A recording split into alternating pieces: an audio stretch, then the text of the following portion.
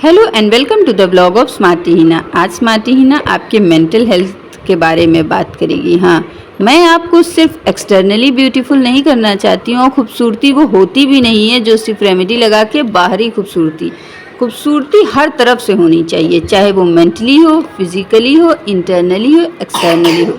तो हम लोग हर तरफ से हेल्दी बनने की कोशिश करेंगे। तो आज हम मेंटल हेल्थ के बारे में बात करेंगे। सेंस ऑफ ह्यूमर तो जानते हैं आप, हंसना हंसाना है सेहत का खजाना। प्रोफेशनल और पर्सनल, इन जीवन की बढ़ती उलझनों के बीच अगर आप हंसने हंसाने की आदत को बरकरार रखते हैं तो हमेशा के लिए तनाव मुक्त रहेंगे। आइए देखते हैं कि हंसने की आदत किस तरह से हमारे तन और मन को स्वस्थ रखती है। तो चलिए उसी बारे में बात करते हैं।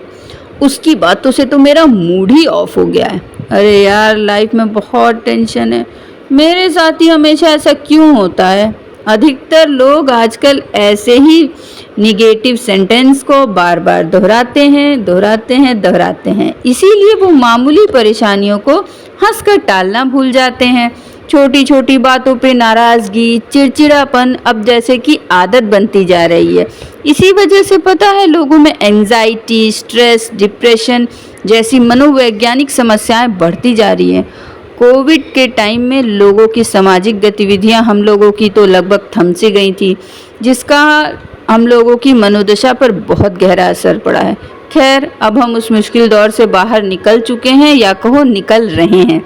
ऐसे हमें दोबारा खुश रहने के बहाने ढूंढने होंगे जिससे जी भर कर हंसा जाए और अपने जीवन को अच्छे से जिया जाए। आजकल की भागदौड़ भरी जिंदगी में लोग इतना व्यस्त और तनावग्रस्त हैं कि हंसना तो बिल्कुल भूल ही जा रहे हैं। किसी मामूली सी बात पे क्रोधित हो जाते हैं, गुस्सा हो जाते हैं, चिल्लाने लगते हैं, नाराजगी में बातचीत भी बंद कर देते हैं। ऐसी मनोदशा का व्यक्ति की निजी और प्रोफेशनल दोनों ही रिश्तों पर बहुत गलत असर पड़ रहा है। अक्सर थोड़ा हंसी मजाक की अगर आदत डाल ली जाए तो इससे कई समस्याएं अपने आप ही दूर हो जाएंगी। कैसे सेहत पर सकारात्मक इसका प्रभाव डाला जाए वो देखते हैं। हंसने हंसाने की आदत केवल मन के लिए ही नहीं बल्कि शरीर की सेहत के लिए भी बहुत फायदेमंद है। शारीरिक मानसिक तनाव दूर रखने में हंसी किसी दवा की तरह असर करती है। ये इम्यूनिटी बढ़ाने में भी मददगार होती है। इसी वजह से आमतौर पर खुश मिजाज जो लोग होते हैं वो बहुत ही स्वस्थ होते हैं और सक्रिय भी होते हैं। किसी को हंसी ना आ रही हो फिर भी वो हल्की सी सिर्फ सोशल स्माइल दे दे, तब भी इससे उसका तनाव दूर हो जाता है, क्योंकि मुस्कान के साथ हमारे ब्रेन को ये संदेश मिलता है कि वो व्यक्ति खुश है। मनोविज्ञान में अगर बात करें तो इस शब्दावली को फेशियल फीडबैक हाइपोथेसिस कहा जाता है। लाफ्टर थेरेपी का उपयोग भी इसी सिद्धांत पर आधारित है। जब हम हंसते हैं ना तो हमारे चेहरे की मांसपेशियों की अच्छे से एक्सरसाइज हो जाती है। शरीर के नर्वस सिस्टम पर इसका सकारात्मक असर पड़ता है। खुश मिजाज और हाजिर जवाब लोगों का दो आपको याद भी होंगे। पता है क्या कौन है वो दो लोग? बिरबल और तेनालीराम। याद है ना कितने हाजिर जवाब हैं, और कितने ही हाजिर जवाब के साथ साथ दिमाग उनका देखिए कितना तेज है।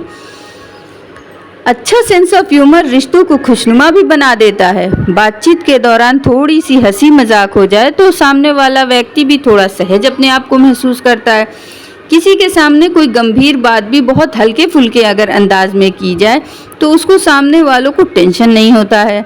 इसी अंदाज में वो जवाब भी देता है। हल्के फुल्के माहौल में विचारों और भावनाओं की शेयरिंग आसानी भी हो जाती है। बातचीत से थोड़ी देर के लिए सारा तनाव भूल भी जाते हैं और वर्कलोड भी कम लगने लगता है। अच्छा, सदियों पहले हंसी मजाक की अहमियत को समझते हुए देखिए पुराने ज़माने से ये चला आ रहा है, तभी तो इसकी अहमियत देते हुए कुछ ऐसे रिश्ते भी बनाए गए हैं जहां व्यक्ति हम उम्र लोगों के साथ हंस बोल सके। भाभी देवर का रिश्ता ले लीजिए, ननद भाभी का रिश्ता ले लीजिए, मीठी नोकझोंक के साथ जीजा के साथ पत्नी के छोटे भाई बहन की चुहलबाजियाँ ले लीजिए।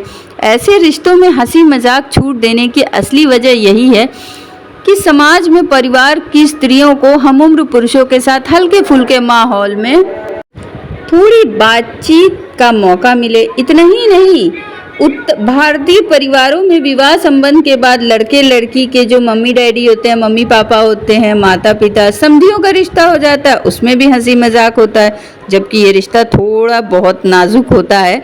लेकिन बेटा बेटी के हितों के लिए दोनों पक्षों के बीच कुछ शिकायतों की गुंजाइश तो रहती है। ऐसे में यही शिकायतें हंसी मजाक में होती है तो सामने वाले पक्ष को हल्के फुल्के अंदाज में भी अपनी बात का जवाब दे सकते हैं। अच्छा, अब बात करते हैं ऑफिस की। अगर ऑफिस में लोग खुशमिजाज हों तो वहाँ वर्कलोड ज़्यादा नहीं लगता है, वहाँ का एनवायरनमेंट पर इसका सकारात्मक असर पड़ता है। माहौल अच्छा हो तो ज़्यादा काम होने पर भी स्ट्रेस नहीं लगता है। ख़ास तौर पर अगर किसी कुलीग से शिकायत करनी हो तो उसके साथ नाराज़गी भरे अंदाज में बात करने के बजाय हल्के फुल्के ढंग से उसे उसकी कमी की ओर ध्यान दिला दें तो खुशी के साथ भीतर बदलाव करने की कोशिश करेगा। लेकिन एक चीज़ जिस पे सबसे ज़्यादा ध्यान देने की ज़रूरत है वो सुनिए। ये सच है कि हंसी मजाक से रिश्तों में सहजता तो बनी रहती है, पर इस दौरान कुछ बातों का ध्यान रखना बहुत ज़रूरी है। अच्छे हास्य बोध और व्यंग में बहुत बारीक फ़र्क होता है, जिसे समझना बहुत ज़रूरी है। लोगों के साथ हंसना बहुत अच्छी बात है, लेकिन दूसरों की किसी भी कमी का मजाक बिल्कुल ना उड़ाएं। अच्छा सेंस ऑफ ह्यूमर बुद्धिमत्ता की निशानी है, पर कुछ लोगों को इसकी समझ नहीं होती।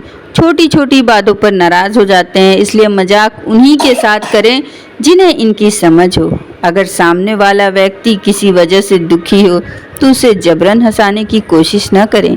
ऑफिस में कोलीग्स के साथ हंसी मजाक करते हुए शालीनता की सीमाओं का बहुत ज़्यादा ध्यान रखें। इन सारी चीज़ों को अपने लाइफस्टाइल में ले आइए, चेंज करिए और ध्यान दीजिए अपने मेंटल हेल्थ पे भी। सेंस ऑफ ह्यूमर थोड़ा सा बढ़ाइए और हंसने की आदत डालिए, आपको खुद अच्छा लगेगा। हंसना हंसाना है सेहत का खजाना, ये मेरी बात को आप काट बांध लीजिए। तो चलिए मिलते हैं एक नए ब्लॉग में एक नई चीज़ के साथ। देखते हैं नेक्स्ट में मैं आपके लिए क्या रेमेडी लेके आती हूँ। तो चलिए, अपना बहुत सारा ख्याल रखिए। टेक केयर, हंसिए और हंसाइए। चैनल पे नए हैं तो लाइक शेयर एंड सब्सक्राइब करिए। Take care and bye.